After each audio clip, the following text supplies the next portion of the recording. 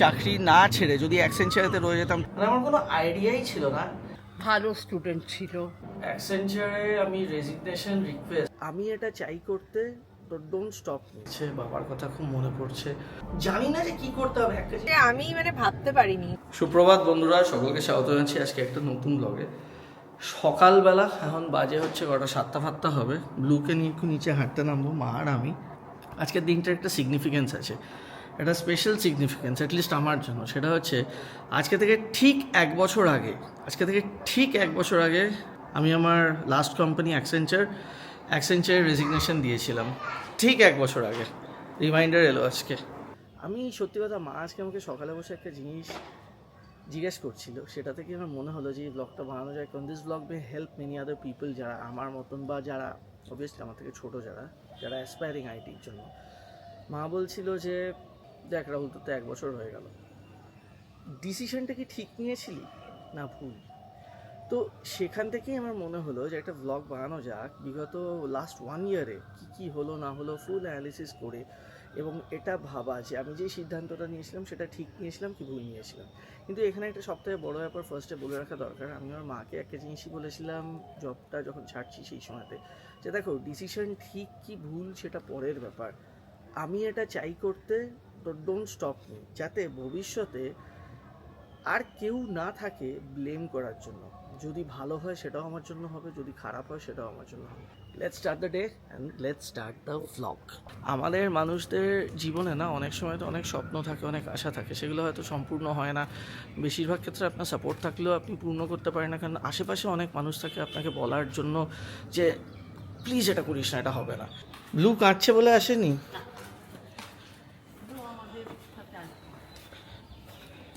গাড়ি হতো দুম করে উঠে যেত। আচ্ছা, তুমি আমাকে সকালে যে প্রশ্নটা জানতে চাইলে না, যে আজকে তোর অ্যাকসেঞ্চারে 1 বছর হয়েছে, তোর কি মনে হয় সিদ্ধান্তটা ঠিক না ভুল?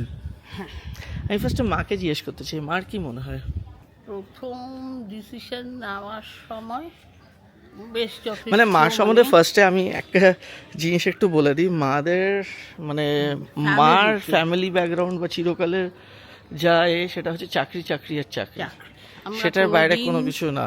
ব্যবসা কিছু করিনি, কেউ করেনি ফ্যামিলি মেম্বার্সরা। না, মামা করেছিল। হ্যাঁ। আর কিন্তু এখন রাহুল যখন প্রথম দিন আমাকে জানালো, রাহুল তো আমাকে এক্সিট লেটার আমি আজকের দিনে আমি রেস করেছিলাম শুনে, তখন ওর বাবা তো খুবই অসুস্থ। যাই হোক, আমি তখন স্পেল বাউন্ড হয়ে গিয়েছি, আমার বলার মতো কিছু ছিল না। তারপর ভাবলাম যে যেটা না, তুমি মোটেও সঙ্গে সঙ্গে ভাবোনি, তোমার ভাবতে বেশ অনেকদিন সময় লেগেছিল। দিন প্রচন্ড আমি রেস্টলেস ছিলাম। ন্যাচারালি আমার মাসির এসে আমাকে ফোন করলো, বোঝানোর চেষ্টা করছে নিজে, এবং ওর বাবাকে আমি কিছু জানাইনি, কারণ উনি তখন অসুস্থ, তো তার মধ্যে এইটা উনি নিতে পারবেন কি না সে বিষয়ে আমার যথেষ্ট সন্দেহ ছিল। তারপর প্রথম দিকে আমি খুব অ্যাপ্রিহেন্সিভ ছিলাম, আমার অসুবিধা হচ্ছিল এটাকে অ্যাকসেপ্ট করে নেওয়ার। রাহুল এত বলতে নেই, মোটামুটি অ্যাবাভ অ্যাভারেজ পড়াশোনায় ছিল, ভালো স্টুডেন্ট ছিল, ও কেন ছেড়ে দেবে এটা আমি কিছুতেই মেনে নিতে পারছিলাম না। যখন দেখলাম, তারপর আমি ভাবলাম ঠিক আছে, সারা জীবন তো চিন্তা করেছি, ওকে নিয়ে চিন্তা করেছি, ওর ফিউচার নিয়ে চিন্তা করেছি, ওর বাবার শরীর খারাপ নিয়ে চিন্তা করেছি, আমি কত চিন্তা করি। আমি তারপর ভাবলাম যে না, ও যেটা চাইছে ও সেটাই করুক। তো সত্যি কথা বলতে নেই, ও এখন মোটামুটি ঠিকই করছে, এবং আমি যে তখন ওকে বাধা দিইনি, ওকে ওর মতো করতে দিয়েছি, সেটাও যথেষ্ট রিস্ক ছিল। কিন্তু এখন আমি ভাবছি যে আমার যেই ভূমিকাটা সেটা ঠিকই ছিল, আমার নাক গলানো দরকার ছিল না। আমি নাক গলালেও ও শুনতো না, ওর যেটা মনে চাইছিল সেটাই করতে চাইছিল, এখনও সেটাই করছে।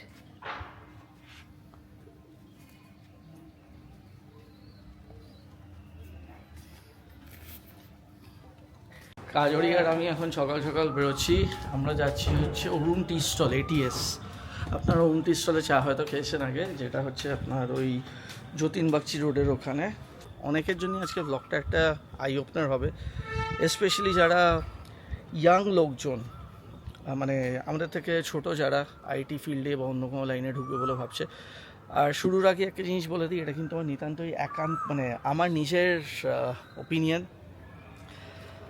লাস্টে চাকরি ছাড়ার যে ব্লগটা হয়েছিল সেটাই অনেকের থেকে জানতে পেরেছিলাম যে এরকম ব্লগ বানালে একটু সকলের সুবিধা হয়, এবং স্পেশালি চাকরি ছাড়া ওখান থেকে রেয়াজি শুরু করা এবং সব কিছুর 1 বছর আজকে শেষ হচ্ছে। তো 1 বছরে জানাবো যে কী চ্যালেঞ্জেস ফেস করতে হচ্ছে, সেটা চাকরির থেকে সহজ কি সহজ না, এবং কি আশা প্রত্যাশা ছিল এবং সেই আন্দাজে কি হয়েছে, এবং এই 1 বছর আমি চাকরি না ছেড়ে যদি অ্যাকসেঞ্চারেতে রয়ে যেতাম তাহলে আমার কি হতো, সব কিছু আজকে ভ্লগে আপনাদেরকে জানাবো। এবং অনেক কিছু এমন জিনিস বলবো যেটা আজ অবধি আপনাদের সঙ্গে শেয়ার করা হয়নি। আজকে শনিবার, আর শনিবারটা হলে আমরা এমনি বাইরে একটু বেরোই সকালের দিকটায়, একটু মি টাইম, একটু নিজেদের সময়। রেড এফএম থেকে ওকে ডেকেছে, হ্যাঁ রেড এফএম থেকে আমাকে ইনভাইট আগামীকাল উইমেন্স ডে, তো রেড এফএম করবে শক্তি অ্যাওয়ার্ডসে। মানে আমি তো মানে তো ব্যাপারই আলাদা। হ্যাঁ সত্যি তাই, আমি নিজেও বলছি সত্যি তাই। না আমি এটাই বলছি যে আমি মানে ভাবতে পারিনি, মানে আমাকে যাদের সাথে ফেলিসিটেট করা হচ্ছে তারা খুবই জনপ্রিয় ব্যক্তি, মানে অনেক। বাট আমি যতদূর জানি যে ব্লগিং এর লাইন থেকে শুধু তুই আছিস। হ্যাঁ তাই বলেছে আমাকে, তো ভেরি এক্সাইটেড। আচ্ছা আজকে 1 বছর হতে চললো না, হঠাৎ মনে পড়লো মার্চ মাস এই টাইমে পাতা ফেলেছিলি না? সেটা আমি সবাইকে বলছিলাম ফার্স্টে ব্লগটা শুরু করার সঙ্গে সঙ্গে। That's what I was saying. তো বেসিক্যালি রেড এফএম এর যে অ্যাওয়ার্ড শোটা, সেটা রাহুল বলছে আমাকে তো ইনভাইট করেনি, বাট না আমাদের দুজনকেই করেছে। আমাকে জাস্ট মান রক্ষার জন্য ডেকেছে, ওকে ডেকেছে, না, ও না, তারপর এরকম বলেছে না। রাহুল যাবে, আমি এটা তারপর বলিনি, রেড আমি এফএম এটা থেকে আমাকে বলিনি। বলেছে যে আপনিও আসবেন, মানে আমার ওরা একটা ভেটা invite হওয়ার ব্যাপার। পাঠিয়েছে। আমি নাও না, রেড না। ভিডিওগ্রাফারকে নিয়ে চলে যা। না না একটা ককটেল ডিনার পার্টি আছে, বলেছে please join us for the cocktail dinner as well. Women's day তে তোকে অ্যাওয়ার্ড দেবে, বাট তো কি হয়েছে, তুই একটু ইয়ে করবি, হাততালি না দিবি, তাতে কি ব্লগার হয়েছে? হিসেবে ইউটিউবটা কে বানিয়েছিল? সেটা তো আমি তুই বলছি, সবসময় বলি তুই বানিয়েছিস। না, সেটা না। মানে ঠিক আছে, আমি ও অ্যাওয়ার্ডটা অনেক পেতাম করেছে। না যদি না রাহুল ইউটিউব বানাতো, এটাই আর কি সত্যি কথা। না আমি সেটা বলিনি। না এটা তো এমনিতেও সবাই সত্যি সঙ্গে কথা, সঙ্গে এটা আমাকে বলে fact। না ব্লগ তো ও বানায়, না আপনার এটা তো থেকে বেশি ও ফ্যাক্ট করে। যে তুই ইউটিউব করেছিলি বলেই আমি এই সুযোগটা পেলাম, আমাকে এরকম হ্যাঁ একটা এটা ফ্যাক্ট, প্ল্যাটফর্মে এটা ফ্যাক্ট, অবভিয়াসলি এটা ফ্যাক্ট। আমি বলছি এটা ডাকলো। ফ্যাক্ট। তো মানে মানে সত্যি কথা বলতে কি যে really feeling privileged and honoured. ব্রেকফাস্টই হয়নি এখনো, এখন বাজে হচ্ছে 9:30। সত্যি কথা আমার জন্য আজকের দিনটা অনেকটা মিনিংফুল, বিকজ এই যে 1 বছরে আমি যা শিখেছি, মানে সেই শেখাটা না আমি 13 ইয়ার্স আইটিতে থেকেও শিখতে পারিনি। চান করে বেরিয়েছে যে আমাকে আবার পড়বে। ডেকে দেবো কি ইনড্রাইভ, মাকে একবার ফোন করে। এই যা শোরুমটি স্টলের সামনে এসে এখানে নামলাম, একটু ভেজ স্যান্ডউইচ পাওয়া যায়, সিঙ্গাড়া পাওয়া যায়, চা পাওয়া যায়, সবাই খুব আসে অরুণ টি স্টলে।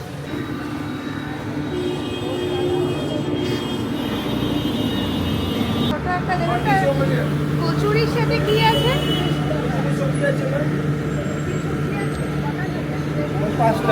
ধোকলা খাবো, ধোকলা হবে তো? ধোকলা আছে তো? কচুরি খাবি, 1 প্লেট নেবো। আমি ধোকলা খাবো। ধোকলা তো শুধু খাওয়া যাবে না। চাটনি দিয়ে দেবে তো? দুটো কচুরি দেবো।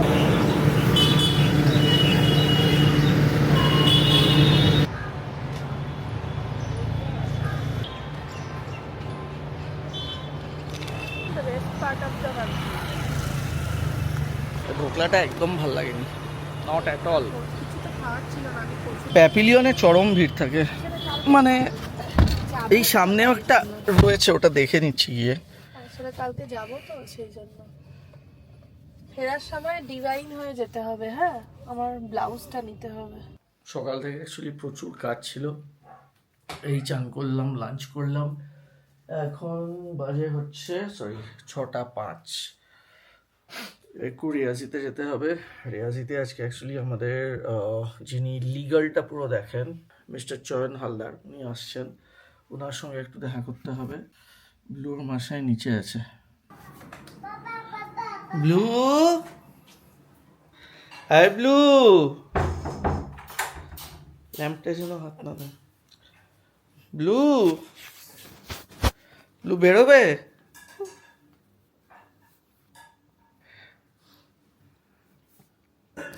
ব্লু লায়ন কি করে? লায়ন কিভাবে ডাকে? ব্লু টাইগার কিভাবে ডাকে?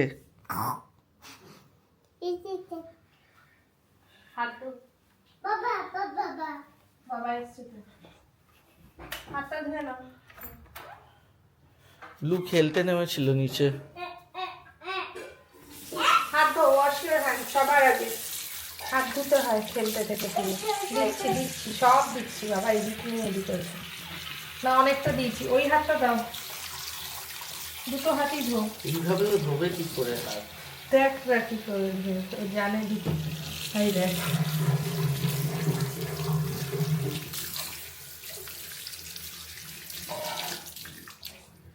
বন্ধ করো।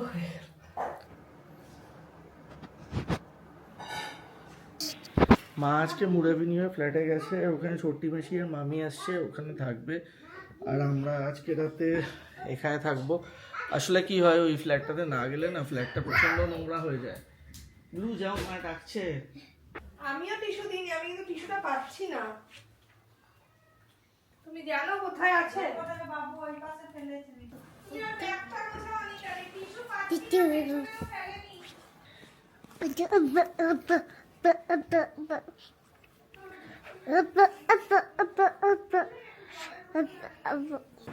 লেটস গো, লেট হয়ে যাবে এরপর। চলো চলো চলো, যাও যাও যাও, দৌড়াও দৌড়াও দৌড়াও।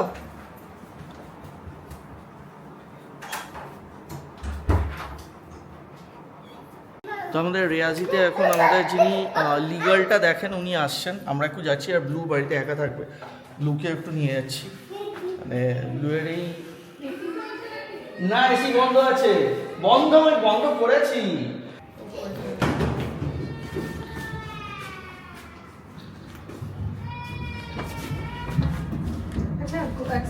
গুগলের ফোনটা নিয়ে যাওয়া ভালো। একটা ড্রাইভার নিলে ভালো করতিস। এত শর্ট না, আমি তো গাড়িটা নিয়ে এখন যাচ্ছি, কারণ ফেরার সময় আমার তো ফিরতে রাত হবে, তখন উবার দেখে ফিরতে হবে। চলে আসবো দরকার, আর কি করবো? ব্লু কোথায়? ব্লু এই গাড়িটা না, ওইটা ওইটা ওইটা ওইটা, that one not this one. Blue এটা না ওইটা ওইটা। হ্যাঁ, বুঝবে না মানে।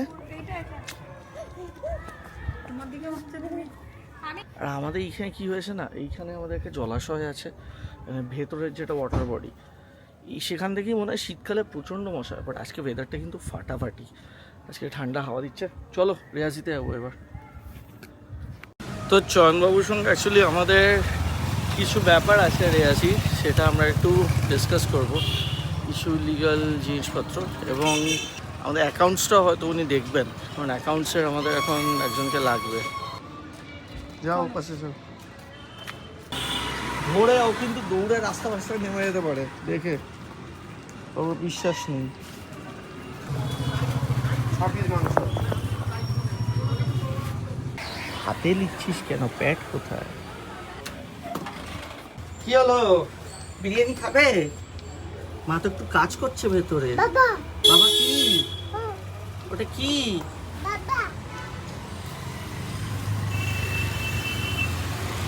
একটা অর্ডার আছে, একটা চিকেন চাপ, দুটো এক্সট্রা মাটন। আচ্ছা, নিচ থেকে অর্ডারটা লিখেছে না। অর্ডারটা হচ্ছে 3টে স্পেশাল মাটন বিরিয়ানি, 4টে মাটন চাপ আছে, দুটো এক্সট্রা মাটন, একটা চিকেন চাপ। মাটনটা সফট হবে, সফট পিস দিতে বলেছে। বার্থডের অর্ডার, আধ ঘন্টার মধ্যে এসে নিয়ে যাবে। হ্যাঁ, তো সামনের রাস্তাতে গাড়ি চলছে। ব্লু এত লাফাচ্ছিল, ব্লুকে গাড়িতে উঠিয়ে দিয়েছি, গাড়িতে বসে আসে, এসি চালিয়ে দিয়েছি, কারণ রাস্তায় যদি বাই চান্স একবার চলে যায় না, তাহলে পুরো চাপ হয়ে যাবে। এখন বাজে হচ্ছে রাত 11:10। এখন রিয়াজি বন্ধ হবে, এখন আমি বেরোবো। এবার ব্যাপারটা আজকে কি হয়েছে, মা গেছে মুরাবিনিয়া ফ্ল্যাটে, কাজরি, অনিতাদি, ব্লু আর ওর মা দেবলোক সোনাসিটিতে আছে। এবার আমি ভেবেছিলাম ছোট্টি মাসি আর মামি রাতে থাকবে, কিন্তু ওরা বেরিয়ে গেছে। তো মুরাবিনিয়া ফ্ল্যাটেতে মা একা আছে। আমি এখান থেকে মুরাবিনিয়া ফ্ল্যাটে যাবো, কারণ এখন ব্যাপারটা কি, মাকে রাতে একা থাকতে দিতে চাই না, অ্যাকচুয়ালি ব্যাপারটা সেটাই। তো এখান থেকেই মুরাবিনিয়া ফ্ল্যাটে ফিরবো। তো বেশ অনেকটাই রাত হয়ে গেছে, বাট রাতে সুবিধাটা হচ্ছে রাস্তাটা ফাঁকা থাকে। সেটার মতন মানে রাতে গাড়ি চালানোর মতন আনন্দের জিনিস কোনো কিছু নেই। আমি গাড়ি চালাচ্ছি প্রায় আজকে বলা যেতে পারে তাও কিছু না হোক 2009 থেকে 10 এই 17 বছর হয়ে গেছে, 17 ইয়ার্স। কিন্তু গাড়ি চালাতে এতদিন পরে আমি একটা জিনিস বলছি, আমার সবথেকে প্রিয় সিটটা কিন্তু ড্রাইভারের পাশের সিটটা সামনে। গাড়ি চালাতে আমার সেরকম ভালো লাগে না, কিন্তু রাতের দিকে যখন রাস্তা ফাঁকা থাকে না, গাড়ি চালাতে দারুণ লাগে। বেরোবো এখন, না তো দেরি হয়ে যাবে আরও। মা ওয়েট করছে আমার জন্য। সৌদাস, সুইগি জোম্যাটোটা অফ করে দে। হ্যাঁ, 11টা বেজে গেছে আর কি। হ্যাঁ, 11টা বাজেনি, 11:05। বিরিয়ানি শেষ যখন, আর ওপেন রেখে লাভ নেই। আজকে ইনফ্যাক্ট বিরিয়ানি 9:30টার সময় শেষ হয়ে গেছে।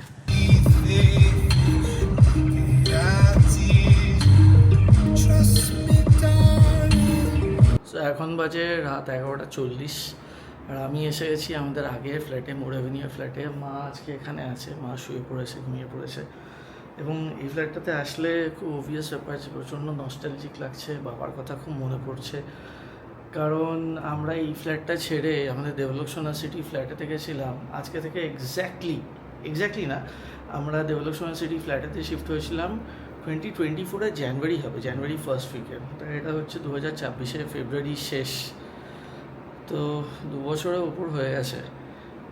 2 বছরের মধ্যে একদিনও এরকম হয়নি যেদিন আমি এসে এই ফ্ল্যাটেতে রাতে শুয়েছি। আজকে এই প্রথমবার। এবং সত্যি কথা, এবার কয়েকটা জিনিস আপনাদের সঙ্গে একটু আপনাদের সাথে জাস্ট ডিসকাস না, আপনাদেরকে বলতে চাই, এবং অকপটে কয়েকটা জিনিস আপনাদের সামনে স্বীকার করতে চাই। চাকরির ছেড়েছি, মানে চাকরিতে যখন ছিলাম, আমি চাকরি করতাম, আপনারা অনেকেই জানেন, কারণ অনেকের সঙ্গে অফিসে দেখা হয়েছে, অফিস চ্যাটে অনেকে পিং করেছিল। সেটা হচ্ছে অ্যাকসেঞ্চার। আমি অ্যাকসেঞ্চারে ছিলাম 12 বছর মতন, 12 ইয়ার্স অ্যাকসেঞ্চারে, আর ডেলয়েটে ছিলাম 1 বছর। অ্যাকসেঞ্চারে আমি রেজিগনেশন রিকোয়েস্ট যেটা রেজ করেছিলাম, রেজ এক্সিট, আমাদের একটা কোম্পানি পোর্টাল ছিল, সেটা রেজ করেছিলাম হচ্ছে 2025 সালের এক্স্যাক্টলি আজকের দিনটায়। আমি চাকরি যখন ছাড়ছিলাম, যেটা আমি আমার আগের চাকরি ছাড়া যে ব্লগটা হয়েছে সেখানে তো বলেছিলাম, এটা কোনো হঠকারী সিদ্ধান্ত ছিল না, অনেকদিন ধরেই ভাবছিলাম। মা তো ফার্স্টে একেবারেই রাজি হয়নি, কিন্তু যেদিন এক্সিটটা রেস করছি সেদিন রেস করার আগে আমি মাকে জানাইনি, রেস করে আমি মাকে জানিয়েছি। ফার্স্টে তো একটু ঝামেলা হয়, কিন্তু তারপর ঠিক আছে, মেনে গেছিল। আমার ক্ষেত্রে ব্যাপারটা এটা হয়েছিল না যে প্রত্যেকটা মানুষের চাকরিতে একটা জব স্যাটিসফ্যাকশনের ব্যাপার থাকে। আচ্ছা, তার আগে একটা ব্যাপার একটু বলে দিই, আমি যে স্কিল সেটাতে কাজ করতাম সেটা ছিল হচ্ছে এসএপি বেসিস। আমাদের চাকরিতে না অনেক সময়তে এরকম প্রচুর উইকেন্ড গেছে যখন আমাদেরকে কাজ করতে হয়েছে, এবং তার জন্য আমরা বড়জোর পেয়েছি একটা কম্প অফ। কোনো উইকেন্ডের আগে, অনেকদিন আগে উইকেন্ডের জন্য এক্সট্রা টাকা ফাঁকা দেওয়া হতো, এখন সেসব সিন অনেক দিন হলো উঠে গেছে। আমাদের দেওয়া হতো কম্প অফ, এবং সেই কম্প অফটা আপনি আপনার ইচ্ছা মতো নিতে পারবেন না উইকডেজে। মানে কম্প অফ মানে কি, কম্পালসারি অফ। যেহেতু আপনি শনিবার রোববার কাজ করছেন, কিন্তু সেটাও আপনাকে অনেক বিচার বিবেচনা করে সেই কম্প অফের ছুটিটাও আপনাকে নিতে হবে। তো যাই হোক, এরকম প্রচুর পয়েন্টস ছিল যার জন্য আমি আমার চাকরিটা ছেড়েছিলাম। এবং যখন ছেড়েছিলাম তখন আমি সত্যি কথা কিছু জানতাম না ফুড লাইন নিয়ে বা রেস্টুরেন্টের লাইন নিয়ে। এখনও যে বিশাল কোনো কিছু জানি সেটা না, বাট 2025 সালের 7ই মার্চ যে অবস্থায় ছিলাম তার থেকে এখন বেটার অবস্থায় আছি। এবং সত্যি কথা বলতে গেলে আমার মা বাবার আশীর্বাদ, কাজরির সাপোর্ট, এবং লাস্ট বাট মোস্ট ইম্পর্টেন্ট আপনাদের সকলের সাপোর্ট, সেটার জন্য যেটা হয়েছে যে Reyazi has taken a good shape. Okay, আমি যেটা ভেবে শুরু করেছিলাম, আমার এখনও মনে আছে, আমি যখন রেয়াজি শুরু করেছিলাম আই ওয়াজ নট শিওর সেটা কোন দিকে যাবে, কি যাবে না যাবে। কারণ আমরা যেই সেক্টর থেকে এসেছিলাম সেটা একটা খুব অর্গানাইজ সেক্টর। সেখান থেকে যখন একটা আনঅর্গানাইজ সেক্টরে এসেছি, আমি কোনো কিছু জানি না, যেখানে মার্কেটে অলরেডি এত বড় বড় স্টলওয়ার্ডসরা রয়েছে, তাদের সামনে আমি কোনো কিছুই না। আমার এখনও মনে আছে রেয়াজিটা এখন সেট আপ হচ্ছে। রেয়াজি স্টার্টেড অন 6 জুন, আর আমার বাবা চলে গেছিলো হচ্ছে 21 মে। তো এত ক্লোজ প্রক্সিমিটিতে আমার মনে আছে এই মাকে তখন বলেছিলাম যে মা, আমার মনে হয় না আমি রেয়াজিটা শুরু করতে পারবো বলে। তো কাজরিয়ার মা আমাকে সেই সময় তো বলেছিল যে দেখ, you have already left your job, this is your last option. বড় বাজারে গিয়ে রান্নার ইকুইপমেন্টের দোকান থেকে জিনিসপত্র কেনা, বা ক্রকারি কেনা, বা শেফ হ্যান্ডেল করা, এগুলো আমি কিছুই জানতাম না, মানে আমার কোনো আইডিয়াই ছিল না। তো আস্তে আস্তে মানুষ তো ঠেকে শেখে। রেয়াজি ওপেন হওয়া ঠিক ছিল হচ্ছে 6 জুন। 5 জুন আমাকে আমার শেফ ফোন করে বললো যে भैया हम कल से ज्वाइन नहीं कर पाएंगे, मेरा एक शादी का ऑर्डर आ गया है। তো আমি তো আকাশ থেকে বললাম শাদি কা অর্ডার আগে আমার এটা কি কালকে আমার রেস্টুরেন্ট ওপেন হবে, ফার্স্ট ডে, সব লোক জানে, সবাই আসবে, আমি কী করবো এখন? আমি অতই জলে পড়ে গেলাম। আমি আগে একজন শেফের ইন্টারভিউ নিয়েছিলাম, কিন্তু তার লাস্টের দিকে সময় হয়নি বলে তাকে আর সিলেক্ট করিনি, অন্য একজনকে সিলেক্ট করেছিলাম। তো এই আগের যে শেফ ছিল ওই শেফটাকে আমি তখন ফোন করি, ওর নাম ছিল আফরোজ, সে যদিও এখন আর রিয়াজিতে নেই। আমি अफरोज़ फ़ोन करी, बोली जी भैया आपका हो पाएगा कल से, क्योंकि कल से मेरे रेस्टोरेंट का ओपनिंग है, आप नहीं आएंगे तो रेस्टोरेंट ओपन नहीं हो पाएगा। কারণ আপনারা তো বুঝতে পারছেন সব কিছু সেট আছে, লাস্ট মোমেন্টে আমার সাথে কোনো শেফ নেই, আমি রেস্টুরেন্ট যে খুলছে সেটার ডেটটাকে আমি পোস্টপোন করতে পারবো না। তো সামহাও সব কিছু each and everything fell in to place এবং রেয়াজি ওপেন হয়। এবং ফার্স্ট দিন আমার এখনও মনে আছে 6 তারিখ ছিল হচ্ছে শুক্রবার, শুক্র শনি রবি ম্যাসিভ রেসপন্সেস। আপনারা যারা যারা রিয়াজিতে এসছেন তারা জানেন যে আমাদের রিয়াজি রেস্টুরেন্টটা পাটুলির একটু গলির ভেতরে। বিকজ কি হয় না, লাইফের প্রথম ব্যবসা আমরা যখন খুলতে যাই খুব প্রমিনেন্ট লোকেশনেতে ভালো জায়গা যদি নিই তাহলে আপনারা সকলেই জানেন আমার রেন্টটাও একটা আকাশ ছোঁয়া হবে। তো সেটা আমরা চাইনি যে ফার্স্টেই আমরা আদৌ জানি না কি হবে, আদৌ সাকসেসফুল হবে কি হবে না, তার আগেই যদি এত টাকার রেন্ট এত কিছু মাথার উপরে নিয়ে নিই সেটা একটা লোড হয়ে যাবে। বাট খুললাম and I was so happy with the response. এবং সব থেকে ভালো যেটা লেগেছিল যে পৃথিবী জুড়ে লোকজন আমাদের ভ্লগ অনেকজন দেখেন, ভারতবর্ষের বাইরেও প্রচুর জন দেখে, যেখানে যেখানে বাঙালি আছে প্রায় অনেকেই দেখে। তো আমি আজকে এটা বলতে পারি আমাদের রিয়াজিতে কাস্টমার এসছে কয়েকটা জায়গার নাম বলি, এমনি তো ইউএস ইউকে থেকে তো লোকজন আসেই, দুবাই ইউএস ইউকে এসব জায়গা থেকে আসে, এখানে অনেক বাঙালি থাকে। আমার এখনও মনে আছে মিস্টার রাজেশ, উনি এসেছিলেন হচ্ছে উগান্ডা থেকে। তারপর আরেকজন ভদ্রমহিলা এসেছিলেন, আমার ওনার নামটা মনে পড়ছে না, শি ওয়াজ ফ্রম ইসরায়েল। আরেকজন এসেছিলেন হচ্ছে নিউজিল্যান্ডের থেকে, আরেকজন এসেছিলেন সাউথ আফ্রিকা থেকে। তো এই জায়গাগুলো মনে আছে। এবং আরেকজন ভদ্রমহিলা এসেছিলেন আমার এখনও মনে আছে, উনি ছিলেন হচ্ছে মার্চেন্ট নেভিতে ওনার ছুটি ছিল অনেক দিন, যেদিন আমার রেস্টুরেন্টে এসেছিলেন তারপরের দিনই ওনার সেলিং। তো এরকম ডিফারেন্ট স্ফিয়ার্স অফ লাইফের থেকে এত মানুষের সাথে আলাপ হয়েছে। এবং কয়েকদিন পরে আমি একটা জিনিস বুঝলাম যে আমি তো এটাই চেয়েছিলাম, I wanted something like this. আমরা যখন চাকরি করি আমাদের একটা ফিক্সড স্যালারি থাকে, এবং ফিক্সড স্যালারিতে আমাদের একটা লাইফস্টাইল থাকে, যেই লাইফস্টাইলে আমরা হ্যাবিচুয়েটেড। আমাদের মান্থলি লোনস আছে, ইএমআইস আছে, লায়াবিলিটি আছে, গাড়ির লোন আছে, বাড়ির লোন আছে, এত কিছু আছে, সবার আছে, আমারও আছে। তো হঠাৎ করে এই সিদ্ধান্তটা it was not at all easy. এবং আগের ব্লগে প্রচুর লোকে কমেন্ট সেকশনে লিখেছে আপনার বাড়ি থেকে সাপোর্টটা ছিল তাই আপনি এই সিদ্ধান্তটা নিতে পেরেছেন। আমার এটা স্বীকার করতে কোনো অসুবিধা নেই যে হ্যাঁ আমার বাড়ি থেকেই সাপোর্টটা ছিল, এবং বাড়ির সাপোর্ট না থাকলে এত বড় সিদ্ধান্ত কোনোদিন নেওয়া যেত না, এত বড় ডিসিশনও কোনোদিন নেওয়া যেত না। And I am thankful and grateful for that. আপনি যখন চাকরি করছেন আপনার সব লোন ইএমআই সব কিছু দিয়ে দেওয়ার পরে যেই অংশটা বাকি থাকে ওখান থেকে আপনি একটু অ্যামাউন্ট সেভ করছেন আর বাকিটা আপনার হাত খরচের জন্য রেখে দিচ্ছেন। আমি যখন অ্যাক্সেঞ্চার ছাড়ছিলাম, মানে 12-13 বছর ধরে আইটিতে আছি, I use to have a very good life, মানে কিন্তু ওইখান থেকে আমি বাজি ফেলে বলতে পারি আমার যেটা হাত খরচ, যেটা আমার মাসের হাত খরচ, সেটা জাস্ট 70 to 80% কমে গেছিলো। আগের দিন দেখলাম অনেকেই বলেছেন যে কলকাতা অফিসে খুব পলিটিক্স থাকে, বাট আমি কিন্তু এখানে একটা জিনিস বলবো, শুধু কলকাতা না, it's not only about Kolkata. আমি পলিটিক্স ব্যাঙ্গালোরেও দেখেছি, এই পলিটিক্স মুম্বাইতেও দেখেছি, এই পলিটিক্স পুনেতেও দেখেছি। সেখানে আমার একটা সময়তে এসে মনে হয়েছিল যে, আর আমার যেখানে ইউটিউবের মতো একটা জিনিস ছিল, আমার সবসময়তে একটা জিনিস মাথায় ঘুরতো যে মানে খুব কম সংখ্যক মানুষ থাকে যারা প্যাশনকে নিজের প্রফেশন বানাতে পারে। But it was not easy, যেটা আপনাকে বললাম যে আমি রেস্টুরেন্ট লাইন নিয়ে কোনো কিছু জানতাম না। বাট আমার একটা জিনিস মনে আছে, আমরা যখন নেদারল্যান্ডে থাকতাম আমরা তখন একটা সার্টেন অ্যামাউন্ট অফ মানি বাঁচিয়েছিলাম।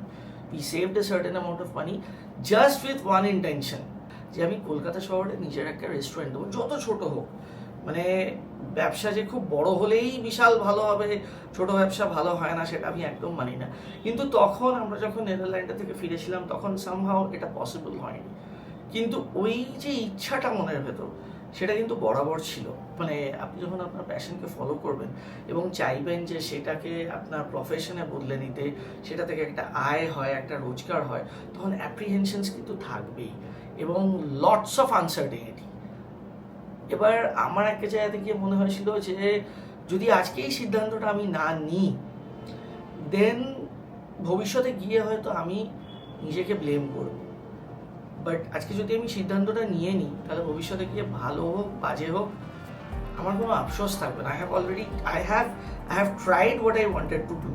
1 বছর হয়ে গেল, আমার এটা বলতে কোনো অসুবিধা নেই যে আই এম ডুইং গুড এবং আমি খুব ভালো আছি, যেটা ডুইং গুডের থেকে অনেক বেশি ইম্পর্টেন্ট। দেখুন, টাকা পয়সা মানুষের জীবনে দরকার, অবভিয়াসলি দরকার, ইট ইজ ইম্পর্টেন্ট। আমি একদমই বলবো না যে সেটা ইম্পর্টেন্ট না, কারণ প্রচুর জিনিস টাকা পয়সা না থাকলে হয় না, কিন্তু তার সাথে সাথে কিন্তু আপনার মেন্টাল পিসটাও ইম্পর্টেন্ট। শান্তি না থাকে লাইফে তাহলে টাকা পয়সা নিয়েও আপনার কোনো কিছু করার থাকবে না। অ্যাক্সেঞ্চারে আমি যখন জব করতাম তখন আমার যা অবস্থা ছিল, ফাইন্যান্সিয়াল অবস্থা, ওর থেকে আমি প্রচুর ভালো হয়ে গেছি, ওর ডাবল ট্রিপল মানে 4 টাইমস না, মিথ্যে কথা বলে লাভ নেই। বাট আমি এইটুকু বলতে পারি আমি অ্যাক্সেঞ্চারে যেই অবস্থায় ছিলাম আমি সেই অবস্থাতেই আছি। তার সাথে আমার অ্যাক্সেঞ্চারের চাপটা নেই, আমার অফিসের চাপটা নেই। আমি অফিসে যেই অবস্থায় ছিলাম ফাইন্যান্সিয়ালি, আমি এখন I have succeeded to bring my self to that place. এবং সেটা কিন্তু প্রথম দিনে হয়নি, সেটা হতে অনেকটা টাইম লেগেছে এবং প্রায় 1 বছরই লেগেছে। কিন্তু তার সাথে আমার আজকে মেন্টাল পিসটা আছে, সাইকোলজিক্যাল স্ট্রেসটা নেই। আর সব থেকে বড় ব্যাপার একটা জিনিস যেটা মাথার মধ্যে সবসময় ঘুরে, দেখুন আজকে আপনি চাকরি করছেন, সেখানে আপনার চাপ থাকলো, আপনার অনেক প্রেশার থাকলো, আমাদের সময় ওয়ার্ক ফ্রম হোম, যেখানে যাও ল্যাপটপ নিয়ে যাও, রাতে বিরাতে কল, যে কোনো সময় উঠতে হবে, ক্লায়েন্টের টাইমটাই মেন টাইম।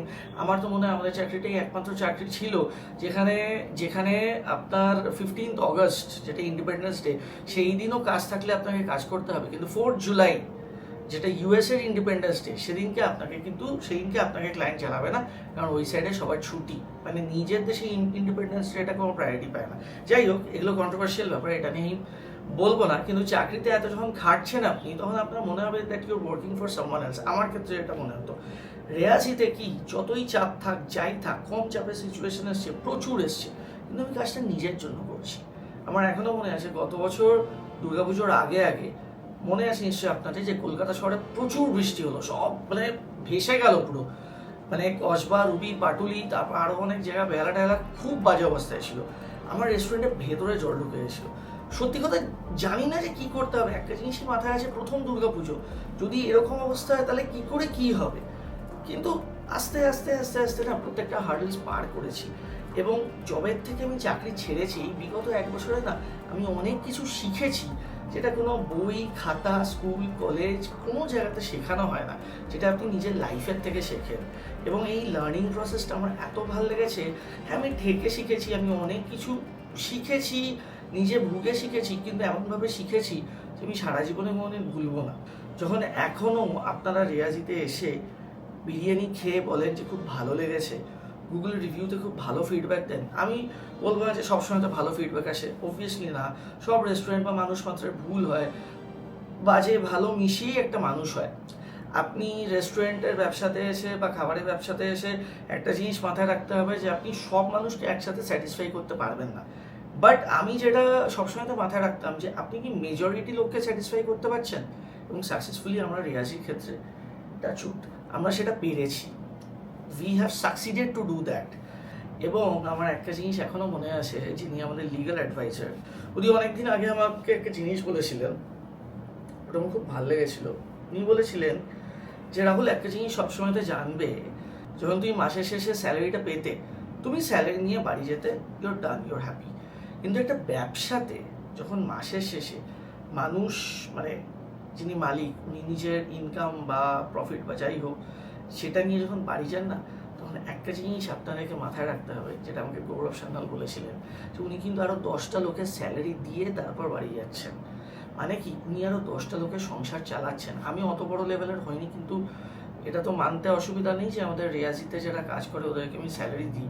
এবং যখন আপনি অন্য কোনো মানুষের রুজি রোজগারের একটা সোর্স এনে দিচ্ছেন না, সেটা স্যাটিসফ্যাকশনটা কিন্তু আনপ্যারালাল। আমি জানি না এটা আপনারা কতজন ফিল করতে পারেন যারা ব্যবসাতে আছেন, বাট আমি না এটা খুব ফিল করতে পারি। মানে I can feel it very much. এটা না একটা দায়িত্বের ব্যাপার, এটা একটা রেসপন্সিবিলিটির ব্যাপার। এবং সত্যি কথা বলতে গেলে আরেকটা যে ফিলিং আসে, যেটার সঙ্গে আপনারা হয়তো রিলেট করতে পারবেন, যে আগে যখন চাকরি করতাম তখন ওই মাসের শেষে আমাদের সেকেন্ড লাস্ট ওয়ার্কিং ডেতে স্যালারি হতো, স্যালারি ক্রেডিট হতো। ওই ক্রেডিট হওয়ার যে মেসেজটা, ওই মেসেজটা যখন ঢুকতো না, আর খুলে যখন দেখতাম মেসেজটা, মন খুশি হয়ে যেত। সত্যি কথা সেই ফিলিংটা মিস করি, মিথ্যে কথা বলবো না, সেই ফিলিংটা মিস করি। আজকে সকালে মাকে বলছিলাম, যা বাইরে থেকে দেখতে অসাধারণ লাগে, এত বড় বড় অফিস, ঝাঁ চকচকে অফিস, ভেতরে যে কি চলে সেটা যারা চাকরি করে তারা জানে। আমি ডিটেলসে আর যাচ্ছি না, কিন্তু আমি একটা কথা বলতে পারি, 1 বছর হয়ে গেছে। 1 বছর আগে আমি আমাদের অ্যাকসেঞ্চারের পোর্টালে গিয়ে রেজ এক্সিট যে বাটনটা যখন মারছিলাম, তখন আমি সত্যি কথা ভাবছিলাম, আমি আজকে বসে সেটা চিন্তা করছিলাম সকালে, যে will I ever regret this decision? Will I ever regret it? Because there are lots of uncertainties এবং আমরা জানি না কী হবে। তো আজকে থেকে ওই দিনের থেকে ঠিক 1 বছর বাদে এখানে বসে আজকে আমি একটা জিনিস বলতে পারি, no, I am not regretting ইট। এবং কোনো দিন never ever ever ever I will go back to IT again, কোনো দিন না। এবং রিগ্রেট তো দূরের কথা, I am thankful to myself and I am thankful to all those people who helped me to take this decision. আমার এখন মনে হয় ভাগ্যিস আমি চাকরিটা ছেড়েছিলাম। আনসার্টেনিটি থাকবে অবভিয়াসলি, আপনি যদি লাইফে শাইন করতে চান, কোনো কিছু এক্সট্রা করতে চান, রিস্ক তো নিতেই হবে, no risk no gain. But সেই ক্ষেত্রে ব্যাপারটা হচ্ছে, আপনার যদি নিজের উপরে ভরসা থাকে, প্রচুর ধৈর্য লাগবে। মানে নাথিং হ্যাপেন্স ওভারনাইট, রাতারাতি কোনো কিছু হয়ে যাবে না যে আপনি একটা কোনো রেস্টুরেন্ট দিচ্ছেন বা মানে একটা কোনো ভেঞ্চারেতে যাচ্ছেন, যেটা রাতারাতি বিশাল সাকসেসফুল হয়ে যাবে, চান্সেস আর ভেরি লেস। সেই ক্ষেত্রে হবে না, কিন্তু আপনাকে কিন্তু ধৈর্য ধরতে হবে এবং পেশেন্স ধরে ধরে ধরে ধরে আস্তে আস্তে আস্তে আস্তে সময়ের সাথে সাথে না আপনি জিনিসটাকে একটা ফুলের মতন ফুটতে দেখবেন, এবং সেটার যে স্যাটিসফ্যাকশন না, সেটা আনপ্যারালাল। প্রচুর বাল্ক অর্ডার পেয়েছি এবং আপনারা জানেন আমরা এই 1 বছরের মধ্যে পশ্চিমবঙ্গ খাদি মেলাতে 600, 500, 1100 প্লেট, একটা বাগবাজারে হয়েছিল, একটা পাটুলিতে হয়েছিল, দুটো জায়গাতে আমরা ডেলিভারি দিই। আমরা জিওলজিক্যাল সার্ভে অফ ইন্ডিয়াতে ডেলিভারি দিই, আমরা ব্যাংক অফ ইন্ডিয়ার একটা ইভেন্ট হয়েছে সেখানেতে ডেলিভারি দিই। আমার জন্য এটাই সাকসেস। তো আস্তে আস্তে আস্তে আস্তে এগুলো হয়েছে, কিন্তু আমি কিন্তু প্রথম দিনই এই সুযোগটা পাইনি। আপনাদের যাদের যাদের এই এইমটা আছে, এই ড্রিমটা আছে, বা কোনো দিন আপনারা ভাবেন যে আপনাদের চাকরি ছেড়ে নিজেদের প্যাশনকে ফলো করবেন, সেই ক্ষেত্রে আমি একটা জিনিস আপনাদেরকে বলি, আজকে থেকেই আপনারা সেভিংস করতে থাকুন। কারণ যত যাই হোক, চাকরি ছেড়ে এরকম ভেঞ্চারে যখন যাবেন, একটা টাকার সাপোর্ট তো লাগবে, সেটা না হলে হবে না। বাট আবার অ্যাট দ্য সেম টাইম এটাও না যে ব্যবসাটা লঞ্চ করতে যতটা টাকা লাগবে অতটা টাকা সেভ করে আপনাকে ব্যবসায় নামতে হবে। আমি একটা জিনিস সবসময় তো বলি, যদি সেরকম কোনো কিছু করতে হয়, টেক আ লোন, ব্যাংকে থেকে লোন নিয়ে নাও। এই জিনিসটা আপনি অবাঙালিদের মধ্যে দেখবেন যে ওরা কিন্তু বেশিরভাগটা সময় না ব্যবসা করে হচ্ছে ব্যাংক থেকে লোন নিয়ে, নিজের বাড়ির টাকা ওরা কিন্তু ব্যবসা করে না, যেটা আমি দেখেছি। এবং আমার এই ব্লগটা দেখে যদি একজনও ইনফ্লুয়েন্সড হয় না, সেটাই আমার সাকসেস। সত্যি কথা, আজকে অনেক কিছু শেয়ার করলাম এবং 1 বছর হয়ে গেছে, এবং আপনাদের আশীর্বাদে, আপনাদের ভালোবাসায় এরকম আরও অনেক বছর যাবে রেয়াজি, এবং রেয়াজি ইউটিউব সব কিছু মিলিয়ে আমরা সবাই হ্যাপি থাকবো, এবং Reyazi will be doing very good. আপনাদের ব্লেসিং সঙ্গে থাকলেই সেটা সম্ভব হবে। এবং সত্যি কথা বলতে গেলে আমার এখন মনে হয় যে ডিসিশনটা একদম ঠিক ছিল। আমি আফসোস ডেফিনেটলি করতাম যদি ওই দিনকে ওই ডিসিশনটা না নিয়ে আমি অ্যাকসেঞ্চারে এখনও রয়ে যেতাম। মানুষের তো ওপিনিয়ন আলাদা হতেই পারে, এটা আমার একান্ত ব্যক্তিগত মতামত। ডাজন্ট নেসেসারিলি মিন যে আপনাদেরও সেমভাবে ফিল করতে হবে, বাট আমার যেটা মনে হয়েছে, আমার জার্নি দিয়ে আমি যেটা বুঝতে পেরেছি, সেই ক্ষেত্রে আমার এটাই মনে হয়েছে, দ্যাটস ইট। আর চাকরির ক্ষেত্রে সেকেন্ড একটা ব্যাপার যেটা আমার সবসময়তে মনে হতো, সেটা হচ্ছে যে at the end of the day I am working for someone else না। আজকে যদি কোনো কোম্পানি দেখা যায়, সেটাও কিন্তু একটা কোনো লোকের ব্যবসা, যেখানে আমরা করছি চাকরি। ব্যাপারটা এটাই, মানে আমাদের চাকরিটা হচ্ছে একটা কোনো লোকের ব্যবসা। যাই হোক, অনেক বড় বড় লেকচার মারলাম, অনেকেই হয়তো ভাববেন যে বেশি হাব দেখাচ্ছি, জ্ঞান ঝাড়ছি, বাট এটা আমি আমার জীবন থেকে শিখেছি। আরও শিখবো, কারণ মানুষের শেখার তো কোনো শেষ নেই। আরও শিখবো এবং আরও ভালো খাবার আপনাদের জন্য নিয়ে আসতে পারবো। এবং আরেকটা জিনিসই শেষে গিয়ে বলবো যে বাঙালিরা ব্যবসায় খুব কম আসে, সেটা আপনারাই অনেকে বলেছেন এবং আমারও সেটাই মনে হয়। বাট এখন আজকের যুগে কিন্তু প্রচুর বাঙালিরা ব্যবসায় আসছে, স্টার্ট আপে আসছে, নিজেদের বিজনেস করছে, এবং বাঙালিদেরকে সাপোর্ট করুন। আমরা একে অপরকে সাপোর্ট করলে আমরা একসাথে গ্রো করতে পারবো। That's it. Bye, good night, ভালো থাকবেন, টাটা। আমি তারপর ভাবলাম যে না, ও যেটা চাইছে ও সেটাই করুক। তো সত্যি কথা বলতে নেই, ও এখন মোটামুটি ঠিকই করছে, এবং আমি যে তখন ওকে বাধা দিইনি, ওকে ওর মতো করতে দিয়েছি, সেটাও যথেষ্ট রিস্ক ছিল। কিন্তু এখন আমি ভাবছি যে আমার যেই ভূমিকাটা সেটা ঠিকই ছিল, আমার নাক গলানোর দরকার ছিল না। আমি নাক গলালে ও শুনতো না, ও যেটা মনে চাইছিল সেটাই করতে চাইছিল, এখন ও সেটাই করে।